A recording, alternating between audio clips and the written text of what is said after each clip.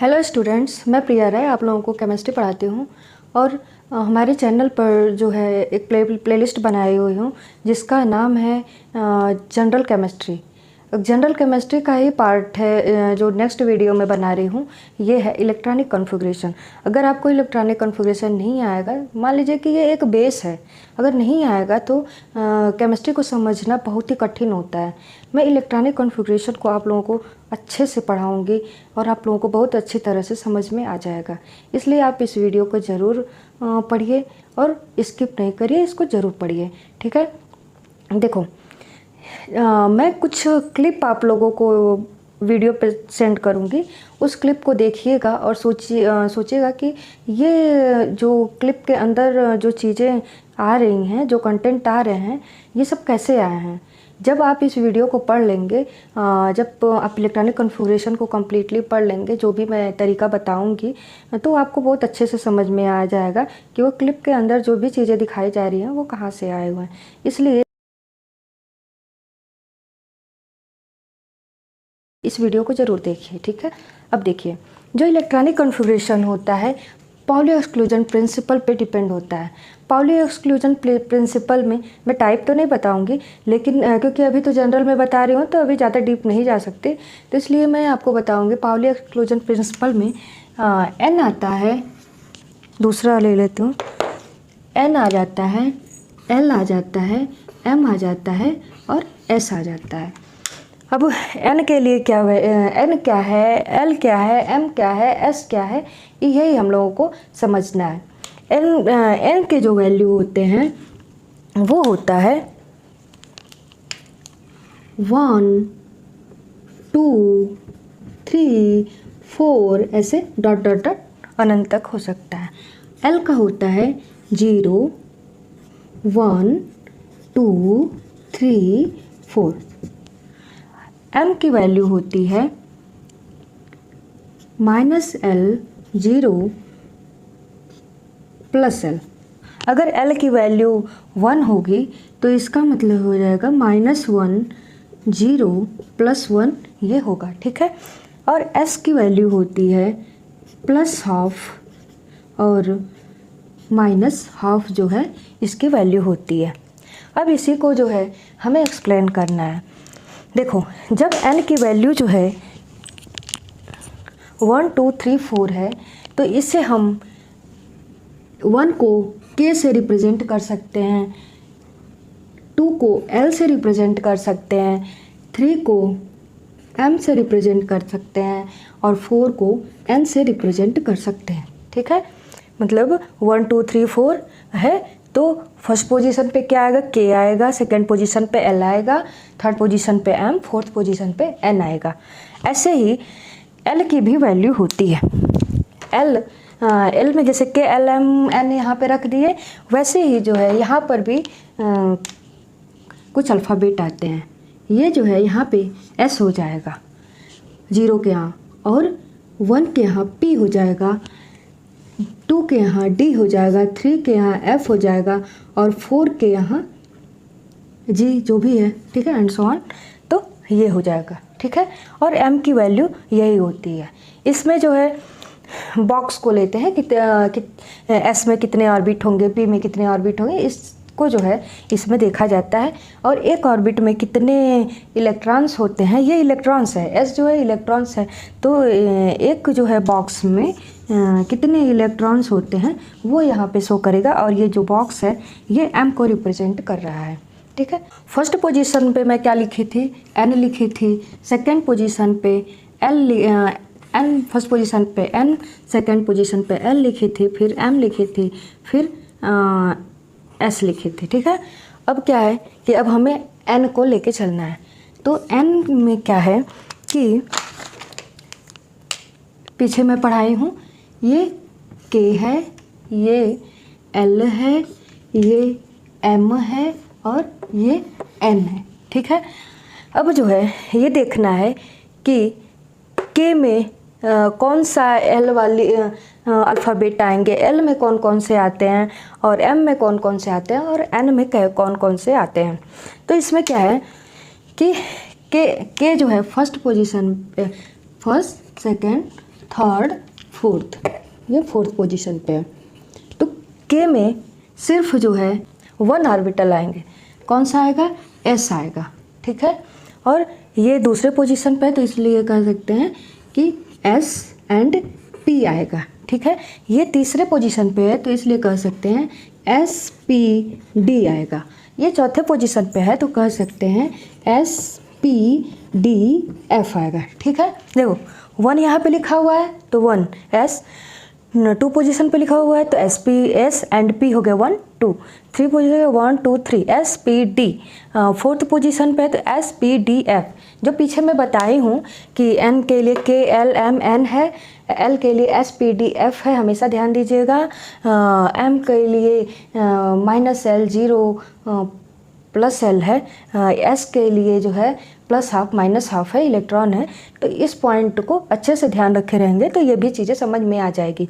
तो देखिए ये तो एन के लिए है ना, अब ये जो यहाँ पे लिखा हुआ है ये एल के लिए है, ठीक है। अब हमें जानना है एम के लिए, तो ये जान लीजिए। अब इसमें थोड़ी चीज़ें मैं बताऊंगी तब आपको समझ में आएगा। एम में क्या होता है कि कितने, अब ये देखना है कि एस में कितने ऑर्बिट होते हैं, पी में कितने होते हैं, डी में कितने होते हैं, एफ में कितने होते हैं, इसका ध्यान देना होता है। एस में कितने बॉक्स बनेंगे, पी में कितने बॉक्स बनेंगे, डी में कितने बॉक्स बनेंगे, एफ में कितने बॉक्स बनेंगे, इसका ध्यान दे रहा है। तो एस में 1 बॉक्स बनेंगे, पी में 3 बॉक्स बनेंगे, डी में 5 बॉक्स बनेंगे, एफ में 7 बॉक्स बनेंगे। देखो कैसे, ये 1 बॉक्स हुआ, ये 3 बॉक्स हुआ, ये 1 2 3 4 5, ये 5 बॉक्स हुए। ऐसे ही यहाँ पर भी 7 बॉक्स होंगे, 1 2 3 4 5 6 7, ठीक है। ऐसे ही बॉक्स बनेंगे, ठीक है। तो इसको याद रखिएगा कि एस में कितने हैं 1, पी में कितने हैं 3, डी में कितने हैं 5, एफ में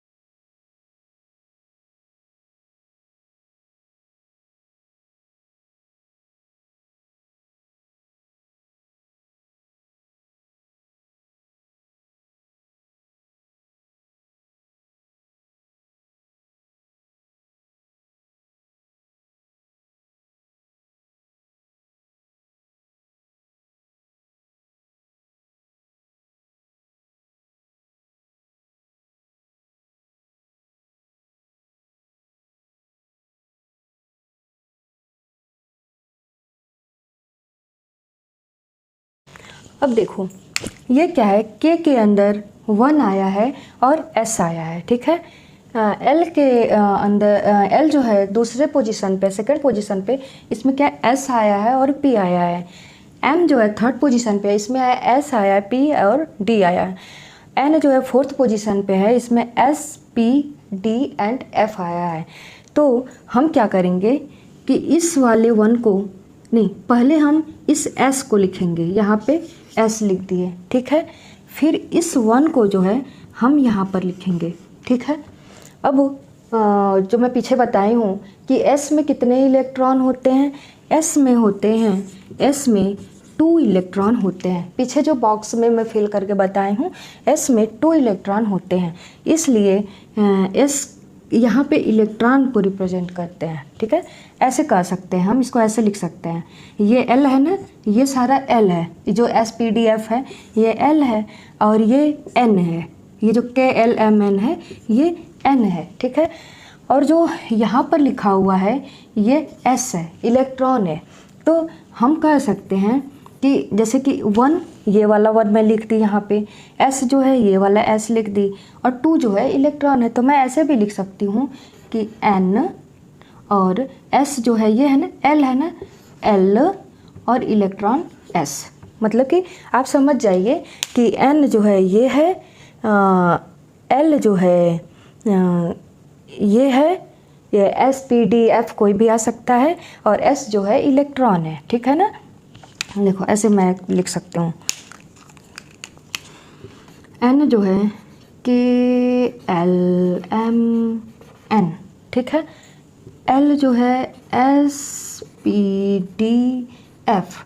S जो है इलेक्ट्रॉन है, कितने कितने इलेक्ट्रॉन हो सकते हैं, S में 2, P में 6, D में 10, F में 14। यही जो है हमें ध्यान देना है। अब देखिए, अब इसे मैं एक्सप्लेन करती हूँ। के अंदर क्या है, हमको क्या ध्यान देना है, बस NLS इसका ध्यान देना है। मतलब N ये, L जो है ये, और S जो है इलेक्ट्रॉनों की संख्या, नंबर ऑफ इलेक्ट्रॉन। तो देखो यहाँ पे S है ना, L, और N जो है हम यहाँ पे 1 लिख सकते हैं, क्योंकि के जो है फर्स्ट पोजीशन पे है, तो इसलिए हम यहाँ पे 1 लिख सकते हैं। L जो है यहाँ पे क्या है, S है, तो हम यहाँ पे S लिख दिए। और S में यहाँ पे S लिखा है, इसका मतलब ये इलेक्ट्रॉन है। तो कितने S में इलेक्ट्रॉन हो सकते हैं, 2 इलेक्ट्रॉन हो सकते हैं। तो इसीलिए जो है K में कौन सा इलेक्ट्रॉनिक कॉन्फ़िगरेशन होता है, 1s2, ठीक है। अब देखो ये सेकेंड पोजीशन पे है, जैसे N की जगह पे यहाँ पर 1 लिखा गया है, वैसे ही ये सेकेंड पोजीशन पे है, तो N की जगह पे हम 2 लिखेंगे, ठीक है। और L की जगह पे अभी तो S के लिए मैं लिख रही हूँ, तो अभी मैं S लिख रही हूँ, ठीक है। और S में कितने इलेक्ट्रॉन होते हैं, 2। ये मैं लिख रही हूँ इसके लिए, S के लिए, इसलिए ये सेकंड पे है तो 2, और ये S के लिए है तो S, और S में 2 इलेक्ट्रॉन होते हैं। अब देखो, अब P के लिए लिखना है, तो सेम टू सेम 2, ये सेकंड पर 2, और P के लिए है तो P लिख देंगे। और P में कितने इलेक्ट्रॉन होते हैं, 6 इलेक्ट्रॉन होते हैं। तो ये हो गया। L में कौन कौन से इलेक्ट्रॉनिक कॉन्फ़िगरेशन आया, 2s2 एंड 2p6 आया। अब देखो M में समझना है, तो N यहाँ पे लिखना है 3, N की वैल्यू यहाँ पे 3 है, और यहाँ पे S है ना, तो ये S के लिए अभी मैं कर रही हूँ। तो 3s, और S में कितने इलेक्ट्रॉन होते हैं, 2 इलेक्ट्रॉन होते हैं।